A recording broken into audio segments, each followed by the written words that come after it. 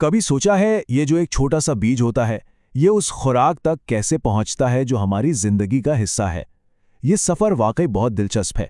तो आज आइए इसी के पीछे छुपी साइंस को समझते हैं। देखने में तो ये एक मामूली सा पौधा लग रहा है ना? लेकिन इसका ताल्लुक सीधा हमारे ग्लोबल फूड सिस्टम से है। सवाल फिर वही है कि आखिर ये सब होता कैसे? इसका जवाब एक बहुत ही खास शोबे में छुपा हुआ है। और वो शोबा है एग्रोनॉमी, यानी ज़राती साइंस।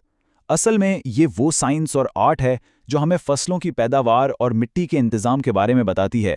तो चलिए देखते हैं कि इसका सबसे पहला कदम क्या होता है। अच्छा, किसी भी फसल की कामयाबी का दारोमदार उसकी बुनियाद पर होता है। बिल्कुल। और ये बुनियाद कहाँ से शुरू होती है? जमीन की तैयारी से।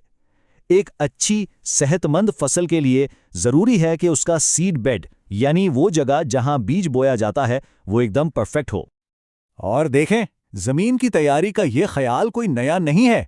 जीथ्रो टिल, जिनको फादर ऑफ टिलेज भी कहते हैं, उन्होंने सदियों पहले इसकी अहमियत पर जोर दिया था। उनका बताया हुआ उसूल आज भी फार्मिंग की बुनियाद माना जाता है। इस अमल को कहते हैं टिलेज। इसका मकसद मिट्टी को एक ऐसी हालत में लाना है जिसे तिल्थ कहते हैं। अब ये तिल्थ क्या है? समझ लें कि ये बीज के लिए एक परफेक्ट घर जैसा है, नर्म, भुरभुरा और हवादार, ताकि बीज को उगने में कोई दुश्वारी ना हो। लेकिन सवाल यह है कि टिलेज जरूरी क्यों है? इसके पीछे 4 बड़े मकासद हैं। नंबर 1, ये बीज के लिए एक आइडियल माहौल बनाता है। दूसरा, इससे मिट्टी नर्म हो जाती है ताकि जड़ें आसानी से फैल सकें। तीसरा, ये फालतू जड़ी बूटियों को कंट्रोल करता है जो पानी और ग़िज़ा के लिए फसल से मुकाबला करती हैं।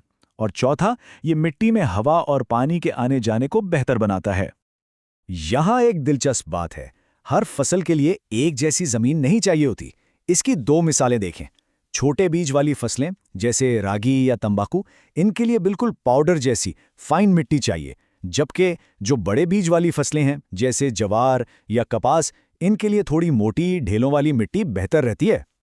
तो ठीक है, जमीन की जाहिरी तैयारी तो हो गई, लेकिन कहानी यहां खत्म नहीं हुई।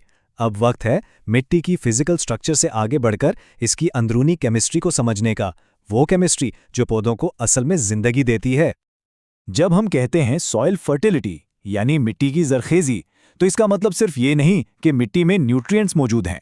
नहीं, इसका असल मतलब है मिट्टी की वो सलाहियत कि वो इन न्यूट्रिएंट्स को पौधे तक ऐसी शक्ल में पहुंचा सके जिससे पौधा आसानी से एब्जॉर्ब कर ले।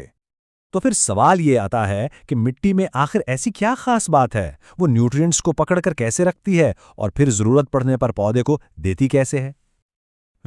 इसका जवाब मिट्टी के एक सीक्रेट वेपन में है, कैटायन एक्सचेंज कैपेसिटी, या शॉर्ट में CEC। अब ये क्या चीज है? बहुत आसान है। समझ लें कि मिट्टी के जो जर्रात हैं उन पर नेगेटिव चार्ज होता है, एक मैग्नेट की तरह, और जो न्यूट्रिएंट्स हैं उन पर पॉजिटिव चार्ज होता है। तो ये मिट्टी के मैग्नेट्स उन न्यूट्रिएंट्स को चिपका के रखते हैं जब तक पौधे को उनकी जरूरत ना पड़ जाए।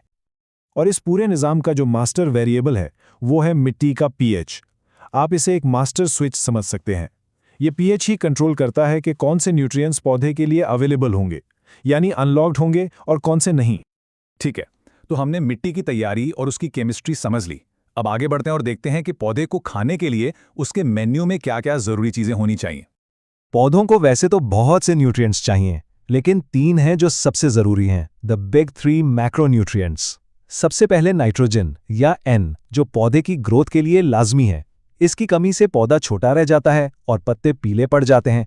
फिर है फॉस्फोरस या P, जो एनर्जी ट्रांसफर और जड़ों की नशोनुमा के लिए जरूरी है। इसकी कमी से पत्तों का रंग गहरा हो जाता है। और तीसरा है पोटेशियम या K, जो पौधे के पानी के इस्तेमाल को रेगुलेट करता है। इसकी कमी से पत्तों के किनारे पीले पड़ने लगते हैं।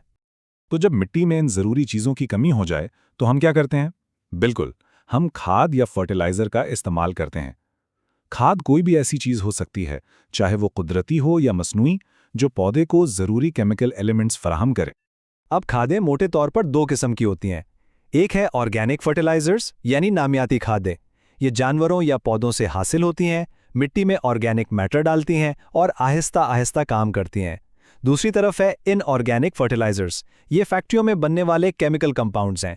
इनका फायदा ये है कि न्यूट्रिएंट्स फौरन मिल जाते हैं और ये ज्यादा कॉन्सेंट्रेटेड होती हैं। ओके, तो अब तक हमने जमीन, उसकी केमिस्ट्री और पौधों की खुराक ये सब समझ लिया। लेकिन अब एक आखिरी और शायद सबसे अहम उसूल की बात करते हैं, जो इन सारी चीजों को आपस में जोड़ता है। ये उसूल पेश किया था जस्टिस वॉन लेबिग ने, और इसे कहते हैं लॉ ऑफ द मिनिमम, यानी कम तरीन का कानून। देखने में ये बिल्कुल सादा सा उसूल है, लेकिन बहुत गहरा है। इसे समझने के लिए लीकी बैरल यानी टपकने वाले बैरल की मिसाल देखें। एक पौधे की ग्रोथ इस बैरल की तरह है। बैरल में पानी कितना जमा होगा ये इस बात पर डिपेंड नहीं करता कि बाकी तख्ते कितने ऊंचे हैं, बल्कि इस बात पर डिपेंड करता है कि सबसे छोटा तख्ता कौन सा है। पानी उसी लेवल से बह जाएगा। बिल्कुल इसी तरह पौधे की ग्रोथ उस एक न्यूट्रिएंट से रुक जाती है जो सबसे कम मिकदार में हो, भले ही बाकी सब न्यूट्रिएंट्स भरपूर क्यों ना हो। तो एग्रोनॉमी सिर्फ चीजें डालने का नाम नहीं, बल्कि बैलेंस कायम करने का नाम है। लिबिग के कानून के बाद इसमें एक और बहुत बेहतरी आई। मिचरलिच ने एक कानून पेश किया जिसे लॉ ऑफ डिमिनिशिंग रिटर्न्स कहते हैं। उनका कहना था कि जब आप कोई न्यूट्रिएंट डालते हैं तो पौधे को फायदा होता है, लेकिन हर अगली दफा उसी न्यूट्रिएंट की इतनी ही मिकदार डालने से फायदा पहले से थोड़ा कम हो जाता है। तो हमने देखा कि एक छोटे से बीज से हमारी प्लेट तक का सफर असल में मिट्टी, केमिस्ट्री और एक नाजुक बैलेंस का खेल है। लेकिन ये सिर्फ शुरुआत है।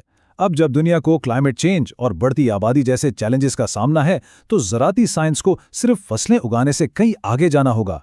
असल सवाल ये नहीं है कि ये साइंस कैसे इवॉल्व करेगी, बल्कि ये है कि हमारा मुस्तकबिल संवारने के लिए ये साइंस किस तरह आगे बढ़ेगी।